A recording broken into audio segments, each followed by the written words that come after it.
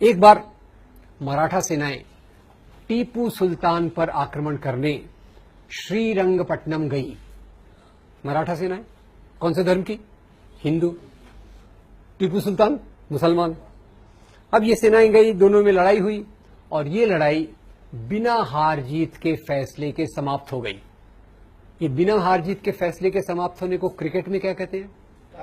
Tie होना या draw होना। लड़ाई ड्रॉ हो गई। मराठा सेनाएं वापस आ रही, बड़ी गुस्से में है कि हम आए तो थे टीपू सुल्तान को हराने, टीपू सुल्तान को हम हरा नहीं पाए। तो आते आते उन्होंने टीपू सुल्तान के राज्य का श्रीरंगपट्टनम का मंदिर तोड़ दिया। टीपू सुल्तान ने उसकी मरम्मत कराई। मैं बड़ा परेशान हूं। मराठा सेनाओं ने हिंदू मंदिर क्यों तोड़ा? हिंदू धर्म का अपमान करने के लिए या टीपू सुल्तान का अपमान करने के लिए? टीपू सुल्तान का। और टीपू सुल्तान ने मंदिर की रिपेयर क्यों कराई? हिंदू धर्म का उठाने के लिए या प्रजा की भावनाओं का आदर करने के लिए? एक तरफ हिंदू राजा, एक तरफ मुसलमान राजा, दोनों आपस में लड़ते रहते थे। ऐसा हमको एक चित्रण किया जाता है। और इसलिए अभी आजकल आपके शहर में, जिन लोगों का भी दिल्ली शहर है, अपनी राजधानी में एक और रोड का नाम बदलने की कोशिश हो रही है। कौन सा है वो? अकबर। बोले अकबर मुस्लिम और हमारे महाराणा प्रताप हिंदू, बहुत बहादुर। तो उस बहादुर अपने राजा का नाम वहां देना चाहिए। अकबर अपना नहीं है, वो तो विदेशी है। अब ये देशी विदेशी की परिभाषा क्या होती है क्या नहीं अपन देखेंगे। तो यहां अपन चलते हैं, एक तरफ अकबर है, एक तरफ राणा प्रताप। और अकबर और राणा प्रताप की लड़ाई हुई थी हल्दी घाटी के मैदान में। एक तरफ किसकी फौज है? अकबर की। एक तरफ राणा प्रताप की। आप देखेंगे, आप हैरान हो जाएंगे, अकबर की फौज में अकबर खुद नहीं है। अकबर के बदले कौन है? राजा मान सिंह। हेलो, अकबर के बदले कौन है? राजा मान सिंह। और राजा मान सिंह के असिस्टेंट जनरल जो हैं, वो बड़े प्यारे व्यक्ति हैं कि उनके नाम पे बहुत अच्छी 2 हिंदी फिल्में बनी हुई हैं, शहजादा सलीम, मुगले आजम और अनारकली। राजा मान सिंह कौन थे? अकबर के प्रधान सेनापति। सेनापति नहीं, हेलो, सेनापति नहीं, प्रधान सेनापति। और शहजादा सलीम उनके असिस्टेंट। ये अकबर की फौज हो गई। और राणा प्रताप की फौज में उनके जो सबसे बड़े विश्वस्त थे, उनका नाम था हकीम खान सूर। दोनों तरफ हिंदू, दोनों तरफ हिंदू, दोनों तरफ मुसलमान। तो ये हिंदू मुसलमान की लड़ाई है या 2 राजाओं की लड़ाई है? ये लड़ाई धर्म के लिए है कि सत्ता के लिए? तो जरा अपने प्रधानमंत्री जी को बता दीजिएगा। वो ऐसी उल्टी सीधी क्या फिलॉसफी चल रही, इतनी सरल चीजें हैं और ये लोग समझने से इनकार कर रहे हैं। और यही प्रधानमंत्री जी का नाम आया तो थोड़ा और बता दूं, बुरा मत मानिएगा, उनको बताना मत मेरे बारे में। खैर, अपने प्रधानमंत्री जी आए बंबई, हमारे चुनाव के लिए वोट लेने थे। तो आपको पता है हमारे महाराष्ट्र बंबई में एक राजा बहुत पॉपुलर है। हमारे एयरपोर्ट का नाम, रेलवे स्टेशन का नाम, हमारे बड़े पार्क का नाम शिवाजी। यहां तक कि हमारा वड़ा पाव जो है ना, उसको भी हमने नाम शिव वड़ा पाव कर दिया। तब से वो ज्यादा स्वादिष्ट हो गया।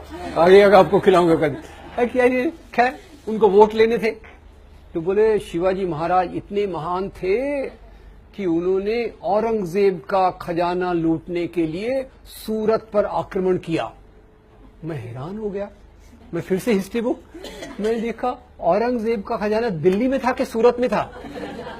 दिल्ली में था। अब शिवाजी महाराज जो हमारे थे, उनकी फौज एक बार सूरत पे आक्रमण करने जा रही थी। तो आपको मैंने बताया क्यों, इसकी बात क्यों कर रहा हूं, क्योंकि प्रधानमंत्री जी उसको उल्टा बता रहे। तो जब ये फौज सूरत पे आक्रमण करने जा रही थी तो शिवाजी महाराज ने अपनी फौज को 3 इंस्ट्रक्शंस, निर्देश दिए। ये इंस्ट्रक्शंस क्या थे? पहला इंस्ट्रक्शन था, देखो भाई आप जा रहे हो, रास्ते में हजरत बाबा की दरगाह है। हजरत बाबा की दरगाह को कोई नुकसान नहीं पहुंचना चाहिए। उसके उलट मेरी ओर से हजरत बाबा को ये भेंट, गिफ्ट दे देना। नंबर 2, इसी सूरत में फादर एम्ब्रोस पिंटो का एक आश्रम है। फादर एम्ब्रोस पिंटो के आश्रम को कोई नुकसान नहीं होना चाहिए। नंबर 3, जब आप लूटमार कर रहे हो, अगर आपके हाथ पे किसी दूसरे धर्म के मानने वाले की पवित्र पुस्तक, अपन ने पवित्र पुस्तकें देखी, अगर दूसरे धर्म के मानने वाले की पवित्र पुस्तक आ गई तो उसका अपमान मत करो, पूरे आदर के साथ उसको उस धर्म के मानने वाले को दे दीजिए। तो ये हमारे शिवाजी महाराज, और यही शिवाजी महाराज जिनको आज हिंदू धर्म के नाम पे उछाला जाता है। आपको बता दूं, शिवाजी महाराज की फौज में 12 सेनापति थे जो मुसलमान थे। तो धर्मस्थल क्यों तोड़े गए? धर्म के लिए या सत्ता संपत्ति के लिए? राजाओं में झगड़े क्यों होते थे? धर्म के लिए, सत्ता संपत्ति के लिए? ये कितनी बेसिक बात है, पर इसके ऊपर हमारा कंफ्यूजन कितना होता है, इसको आप देखिए। और जैसे मैंने शिवाजी के बारे में बात की, अकबर के बारे में बात की, ये एक उदाहरण है। टीपू सुल्तान के बारे में भी अगर आप देखेंगे तो टीपू सुल्तान दक्षिण का एक बड़ा राजा था। वास्तव में by the way, Tipu Sultan Bharat का एक ही राजा है जो अंग्रेजों के खिलाफ लड़ाई करते हुए मारा गया, और कोई राजा नहीं मारा गया।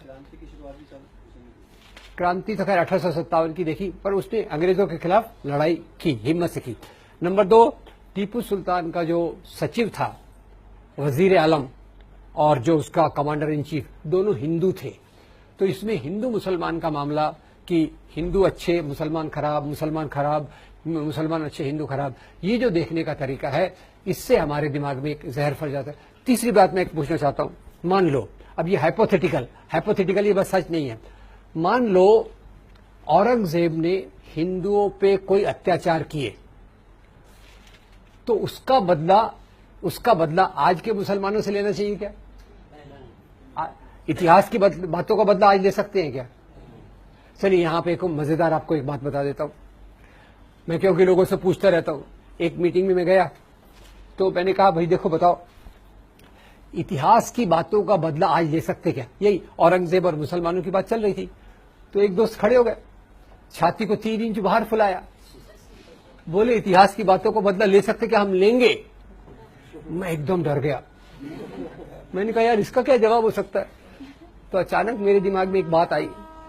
मैंने कहा यार देखो, मैं एक जगह गया था, मैंने दोस्त को बोला, मैंने कहा आपको पता होगा पहले पति के मरने के बाद स्त्रियों को जलाया जाता था, क्या कहा जाता था? सती। मैंने कहा मैंने सुना है कुछ औरतें साथ में आ रही हैं और वो बोल रही है हम इतिहास की बात का बदला लेंगे। क्या करेंगे हम क्या करेंगे? हम सता प्रथा चालू करेंगे।